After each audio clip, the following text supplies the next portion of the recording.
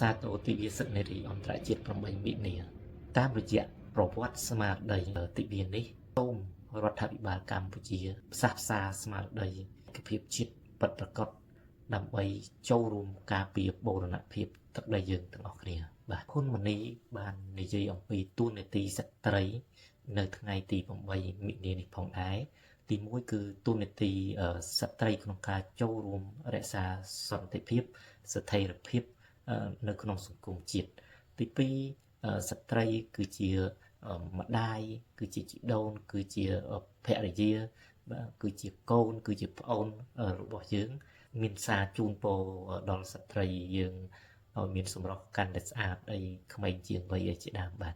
តាមគ្នានឹងនេះយើងមើលឃើញថាអង្គការសហប្រជាជាតិនៅក្នុងឱកាសទិវាសិទ្ធិនារីអន្តរជាតិ8មិនិនានេះផងដែរបាទនិយាយអំពីសិទ្ធិមនុស្សយុត្តិធម៌ការធ្វើសកម្មភាពសម្រាប់កុមារីនិងស្ត្រីទាំងអស់ទូទាំងសកលលោកបាទបងជាស្ត្រីអ្នកមីង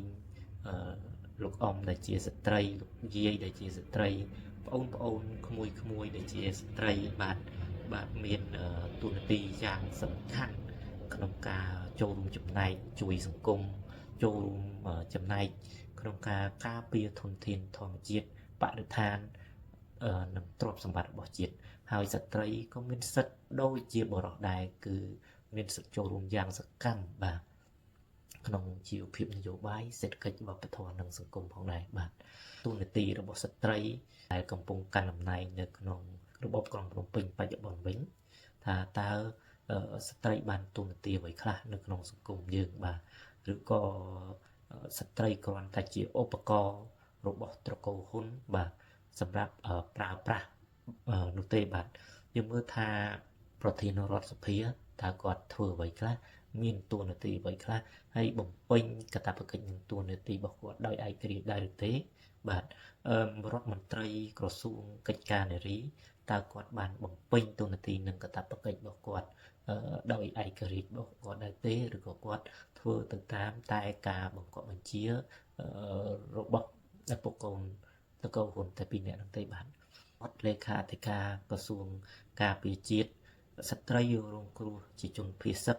បាទស្ត្រីរងគ្រោះពីការឆោបបោកតាមប្រព័ន្ធអនឡាញស្ត្រីរកស៊ីពោពោះបាទស្ត្រីដែលរងការជួញដូរបាទស្ត្រីជាពលករចំណាកស្រុកបាទនៅក្នុងវិស័យមូលដ្ឋាននៃជីវិតបាទរួមទាំងការងារលុយកាក់បាទសុវត្ថិភាពគ្រួសារទ្រព្យសម្បត្តិការធ្វើរបបអាជីវកម្ម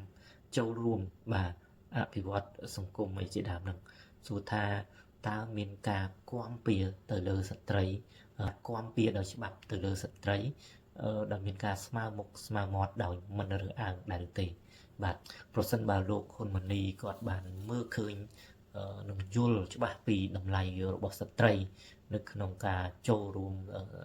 ក្នុងកិច្ចការងារសង្គមក៏ដូចជាប្រទេសជាតិនិងការអភិវឌ្ឍជាតិពិតប្រាកដមែនខ្ញុំក៏សូមស្នើដល់លោកហ៊ុនម៉ាណីក៏ដូចជាក្រុមគ្រួសារលោកមានលោកហ៊ុនម៉ាណែតនិងលោកហ៊ុនសែនដែលជានាយករដ្ឋមន្ត្រីនិងជាប្រធានប្រតិសភាផងឈប់ឲ្យមានការធ្វើទុកបុកម្នេញទៅលើស្ត្រី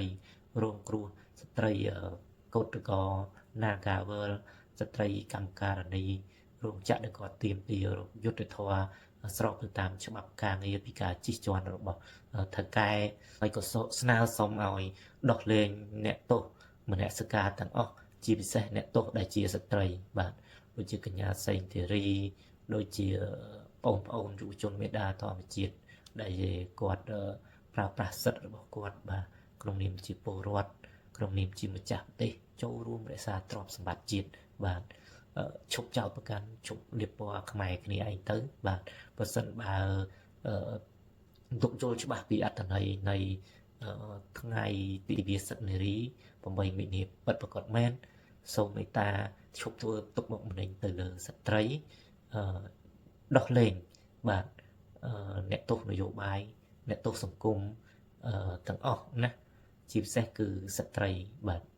ដែលរងការចាប់ប្រកាន់ដោយអយុត្តិធម៌បាទដើម្បីបង្ហាញពីឆន្ទៈបាទលោកនិងក្រុមគ្រួសារលោកមានស្មារតីចង់រួបរวม